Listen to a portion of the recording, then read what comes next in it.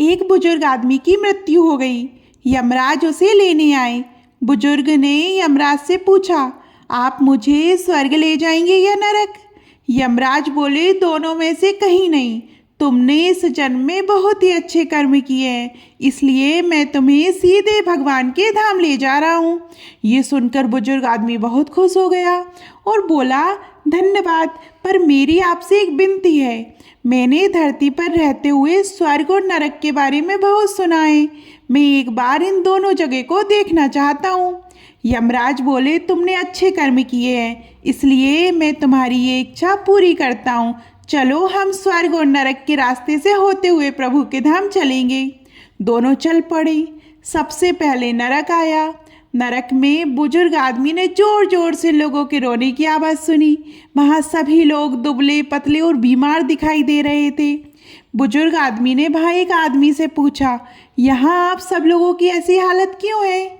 वह आदमी बोला, तो और कैसी हालत होगी, मरने के बाद जब से यहाँ आए हैं हमने एक दिन भी खाना नहीं खाया। भूख से हमारी आत्माएं तड़प रही हैं। बुजुर्ग आदमी की नज़र एक विशाल पतीले पर पड़ी जो लोगों के कद से करीब 400 फुट ऊंचा था। उस पतीले के ऊपर एक विशाल चमचा लटका हुआ था। उस पतीले में से बहुत ही शानदार खुशबू आ रही थी। बुजुर्ग आदमी ने उस आदमी से पूछा, इस पतीले में क्या है?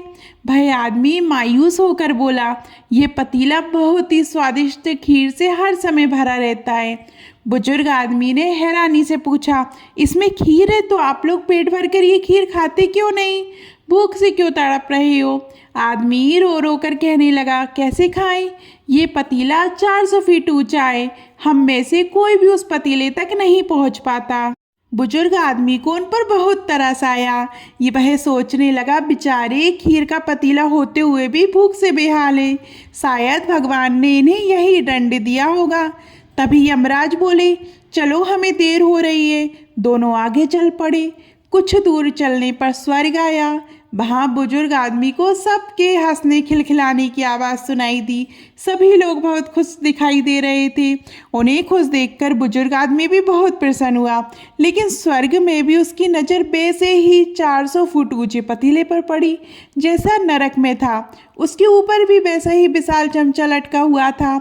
बुजुर्ग आदमी ने वहाँ लोगों से पूछा, इस पतीले में क्या है? स्वर्ग के लोग बोले, इसमें बहुत स्वादिष्ट खीर है। बुजुर्ग आदमी हैरान हो गए और बोला, लेकिन ये पतीला तो 400 फीट ऊंचा है, आप लोग वहाँ तक पहुँच ही नहीं पाते होंगे, उस हिसाब से तो आपको खाना मिलता ही नहीं होगा, फिर भी आप सब इतने खुश कैसे हैं? स्वर्ग के लोग मुस्कुराए और बोले, हम तो सभी लोग इस पतीले में से पेट भरकर खीर खाते हैं।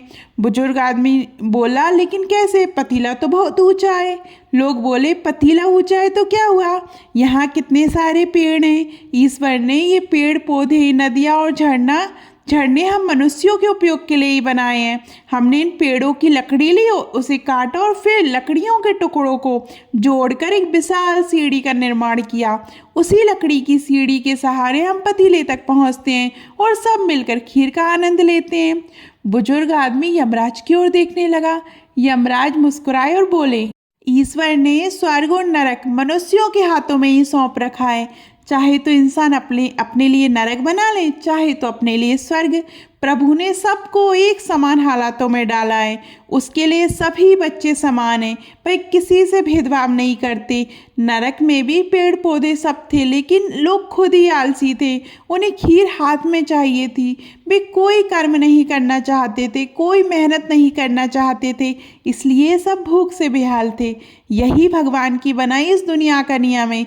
जो कर्म करेगा, मेहनत करेगा, उसी को मीठा फल खाने को मिलेगा। मतलब स्वर्ग और नरक आपके हाथ में ही है।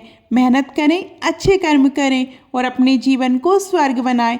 बिना कर्म किए कुछ भी नहीं हो सकता। तो दोस्तों, अगर आपको ये कहानी पसंद आई हो तो वीडियो को एक लाइक और शेयर जरूर करें। और अगर आप चैनल पर पहली बार आए तो सब्सक्राइब करना ना भूलें। धन्यवाद।